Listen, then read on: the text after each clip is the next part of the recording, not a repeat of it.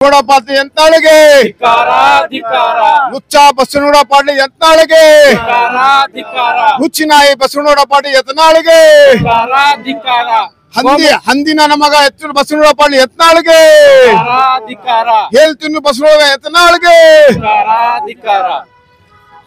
ಬಸವನಗೌಡ ರಾಮನಗೌಡ ಪಾಟೀಲ್ ವಿರುದ್ಧ ಒಂದು FIR ದಾಖಲು ಮಾಡಿದ್ದೇವೆ। ಇವತ್ತಿನ ದಿವಸ ಏಪ್ರಿಲ್ 6 ತಾರೀಕಿಗೆ ಬಸವನಗೌಡ ರಾಮನಗೌಡ ಪಾಟೀಲ್ ಹುಚ್ಚಿನಾಯಿ ಸುಳೆ ಮಗ ಇಲ್ಲಿ ದಂಗೆ ಫಸಾದ್ ಮಾಡುವಂತ ಕೆಲಸ ಮಾಡ್ತಿದ್ದಾನೆ। ಹಿಂದೂ ಮುಸ್ಲಿಂ ಸಿಖ್ ಇಸಾಯಿ ಎಲ್ಲ ಮಾತು ಹೇಳ್ತೇನೆ। ಬಸವನಗೌಡ ಪಾಟೀಲ್ ಎಂತ ಹುಚ್ಚು ನನ್ನ ಮಗನಿಗೆ ಹುಚ್ಚಿನಾಯಿಗೆ ಬಸವನಗೌಡ ಪಾಟೀಲ್ JDS ಅಲ್ಲಿ ಅವಾಗ ಟೊಪ್ಗಿ ಹಾಕೊಂಡು ಮುಸ್ಲಿಂ ಮನೆಯಲ್ಲಿ ಬಿರಿಯಾನಿ ತಿನ್ಕೋತಾ ಎಲ್ಲ ತಿರುಗ್ತಿದ್ದ।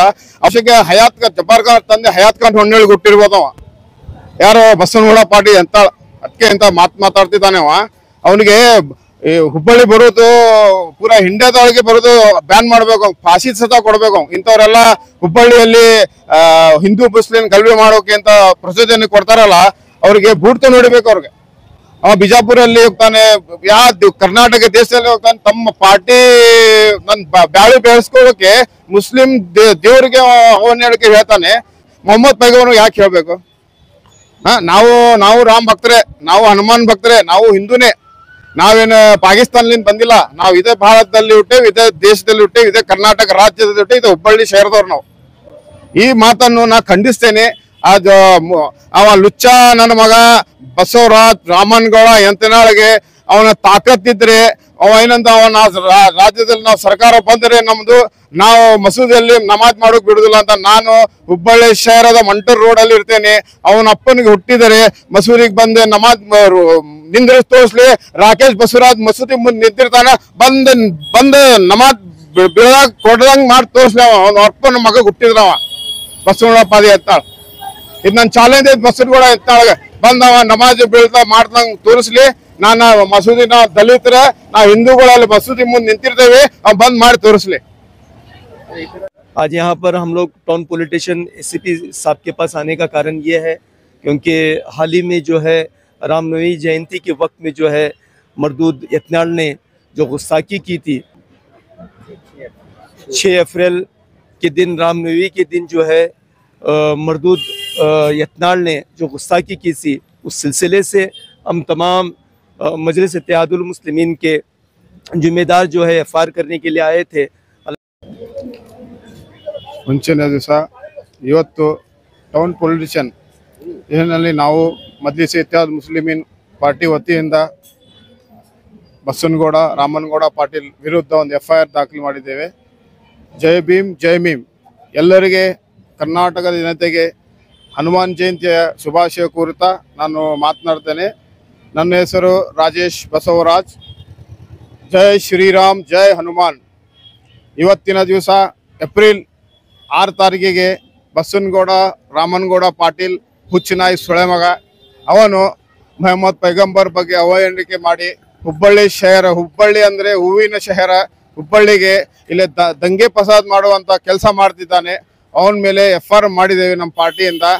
ನೋಡಿ, ಎಲ್ಲ ಈ ಭಾರತ ಅಂದ್ರೆ ಎಲ್ಲ ಹಿಂದೂ ಮುಸ್ಲಿಂ ಸಿಖ್ ಇಸಾಯಿ ಎಲ್ಲ ಅಣ್ತಂಬ್ರತೆ ಇರುವಂತ ದೇಶ। ಅವ ಮೊಹಮ್ಮದ್ ಪೈಗಂಬರ್ ಬಗ್ಗೆ ಬಾಲ್ ಠಾಕ್ರೆ ಅವ್ರ ಮನೆಯಲ್ಲಿ ಹುಟ್ಟಿದಾರ ಅಂತ ಹೇಳಿ ಒಂದು ಮಾತು ಹೇಳಿದ್ದಾನೆ। ನಾನು ಒಂದು ಮಾತು ಹೇಳ್ತೇನೆ, ಬಸವನಗೌಡ ಪಾಟೀಲ್ ಎಂತ ಹುಚ್ಚು ನನ್ನ ಮಗನಿಗೆ ಹುಚ್ಚಿನಾಯಿಗೆ ಅವ ನನ್ನ ಭವಿಷ್ಯಕ್ಕೆ 2000ರಿಂದ 2013 ಮಟ್ಟ JDS ಅಲ್ಲಿ ಇದ್ದ ಬಸವನಗೌಡ ಪಾಟೀಲ್ ಜನರಲ್ ಸೆಕ್ರೆಟರಿ ಇದ್ದ ಅವ ಬಸವನಗೌಡ ಪಾಟೀಲ್ JDS ಅಲ್ಲಿ। ಅವಾಗ ಟೊಪ್ಗಿ ಹಾಕೊಂಡು ಮುಸ್ಲಿಂ ಮನೆಯಲ್ಲಿ ಬಿರಿಯಾನಿ ತಿನ್ಕೋತಾ ಎಲ್ಲ ತಿರುಗ್ತಿದ್ದ।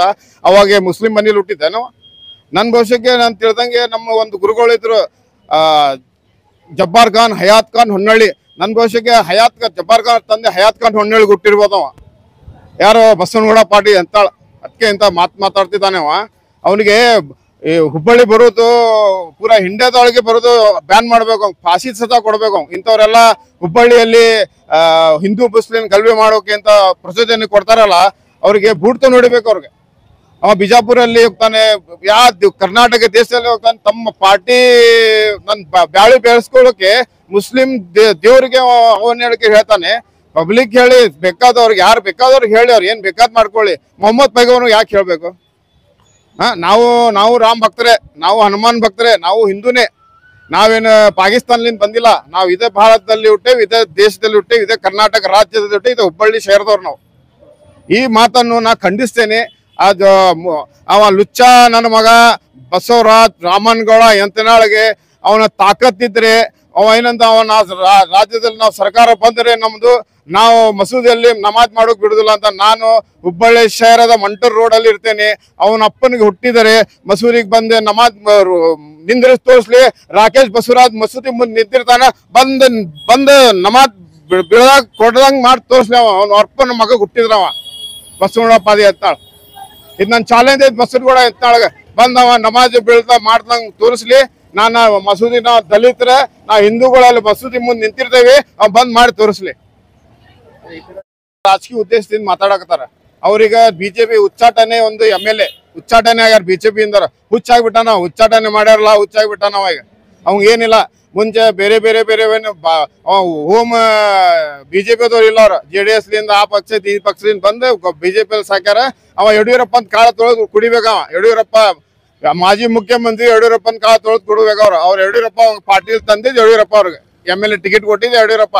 ಇಲ್ಲ ಅವ್ನಿಗೆ ಯಾರು ಕೊಡ್ತೈತ್ರಿ? ಹುಚ್ಚಂಗ ತಿರುಗ್ತಿರ್ತಾನ, ಹಂಗೆ ಮಾತಾಡ್ಕೊಂಡ್ ತಿರುಗ್ತಿರ್ತಾನ. ಅಂತವ್ರ ಈ ಬಿಜೆಪಿ ಕಾಂಗ್ರೆಸ್ ಅಲ್ಲಿ ಇದ್ದವ್ರಿ ಹಿಂಗ ಯಾವ ಪಾರ್ಟಿಯಲ್ಲಿ ಇರ್ತಾರಲ್ಲ ಆ ಪಾರ್ಟಿ ಸತ್ಯಾನಾಶ ಹೋಗ್ತೈತಿ. ಚೀಫ್ ಮಿನಿಸ್ಟರ್ ಚಪಳಾಯಿಸಿ ಆಗೋ ಯೋಗ್ಯತೆ ಇಲ್ಲ. ಅವಂದ ಚಪಳಾಯಿಸಿ ಆಗೋ ಅದು ಯೋಗ್ಯತೆ ಇಲ್ಲ. ಇದಕ್ಕೆ ನಾವು ಇವತ್ತಿನ ದಿವಸ ಮಜ್ಲಿಸ್ ಇತ್ತಿಹಾದುಲ್ ಮುಸ್ಲಿಂ ವತಿಯಿಂದ ನಮ್ಮ ಮುಖಂಡರು ಎಲ್ಲರೂ ಸೇರಿ ಬಸವನಗೌಡ ರಾಮನಗೌಡ ಯತ್ನಾಳ್ ಏನು 6ನೇ ತಾರೀಕಿಗೆ ಒಂದು ಅವಹೇಳನಕಾರಿ ಹೇಳಿಕೆಗಳನ್ನು ಕೊಟ್ಟು ನಮ್ಮೆಲ್ಲರಿಗೆ ಪ್ರಚೋದನೆ ಕೊಡುವಂತಹ ಗಲಭೆ ಸೃಷ್ಟಿ ಮಾಡಬೇಕು ಅನ್ನುವಂಥ ಉದ್ದೇಶದಿಂದ ಮಾಡಿದ್ದಾನೆ. ಅದಕ್ಕೆ ನಾವು ಇವತ್ತು FIR ಅನ್ನು ದಾಖಲೆ ಮಾಡಲಿಕ್ಕೆ ಟೌನ್ ಪೊಲೀಸ್ ಠಾಣೆಗೆ ಬಂದಿದ್ದೀವಿ. ಹಾಗೂ ಮುಂದಿನ ಕಾಲದಲ್ಲಿ ಕೋರ್ಟಿನ ಮುಖಾಂತರ ಹಾಗೂ ಕೋರ್ಟ್ದಲ್ಲಿ ಏನು ಕಾನೂನುಬದ್ಧವಾಗಿ ಹೋರಾಟವನ್ನು ಮುಂದುವರಿಸಬೇಕು ನಾವು ಇದಕ್ಕೆ ಮುಂದುವರಿಸ್ತೀವಿ. ಹಾಗೂ ಎಲ್ಲಿವರೆಗೆ ಅವರಿಗೆ ಈ ಒಂದು ಇದರಲ್ಲಿ BNS ಅಡಿಯಲ್ಲಿ ಅವ್ರಿಗೆ ಬಂಧನ ಅಥವಾ ಶಿಕ್ಷೆ ಆಗುವುದಿಲ್ಲ, ನಮ್ಮ ಹೋರಾಟವನ್ನು ನಾವು ಮುಂದುವರಿಸ್ತೀವಿ. ಹಾಗೂ ಬಂದಿರುವಂತಹ ಎಲ್ಲ ನಮ್ಮ ಪಕ್ಷ ಹಿರಿಯರು ಹಾಗೂ ನಮ್ಮ ಜೊತೆ ಯಾರು ಸಾರ್ವಜನಿಕರ ಗೈಬು ಹೊನ್ನಾಳ್ ಸಾಹೇಬರಾಗಿರ್ಬೋದು, ಖಾಜಿ ಸಾಹೇಬರಾಗಿರ್ಬೋದು, ಇನ್ನು ಇತರರಿಗೆ ಎಲ್ಲರಿಗೆ ಧನ್ಯವಾದವನ್ನು ಸಲ್ಲಿಸುತ್ತಾ ಇಲ್ಲಿ ಒಂದು 0 FIR ಬಿಜಾಪುರಲ್ಲಿ ಒಂದು 0 FIR ದಾಖಲಾಗಿತ್ತು. ಆದರೆ ಟೌನ್ ಪೊಲೀಸ್ ಸ್ಟೇಷನ್ ಜುರಿಸ್ಟಿಕ್ಷನ್ದಲ್ಲಿ ಆ ಒಂದು ಘಟನೆ ನಡೆಯುವುದರಿಂದ ಅವರು ಇಲ್ಲಿ ಟ್ರಾನ್ಸ್ಫರ್ ಕೇಸ್ ಮಾಡಿದ್ದಾರೆ. ಹಾಗೂ 6 ತಿಂಗಳ ಒಳಗಾಗಿ ಚಾರ್ಜ್ ಶೀಟ್ ಅನ್ನು ಫೈಲ್ ಮಾಡ್ತಾರೆ. ಅದಕ್ಕೆ ನಾವು ಕೂಡ ಭಾಗಿಯಾಗಬೇಕು, ನಮ್ಮ ಪಕ್ಷನೂ ಆ ಚಾರ್ಜ್ ಶೀಟ್ದಲ್ಲಿ ಭಾಗಿಯಾಗಬೇಕಂತೇಳಿ ನಾವು ಕೇಳ್ಕೊಂಡಿದ್ದೀವಿ. ಅವರು ಸಹಕಾರವನ್ನು ಹೇಳಿದ್ದಾರೆ. ಹಾಗೂ ಈಗ ಒತ್ತಡ ನಮ್ಮ ಅದ ಇದೆ.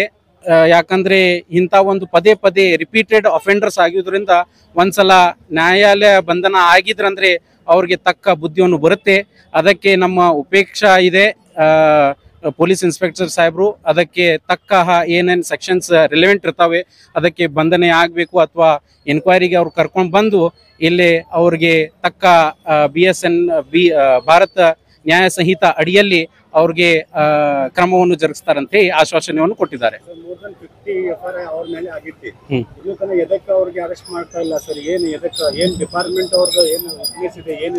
ಅದೇ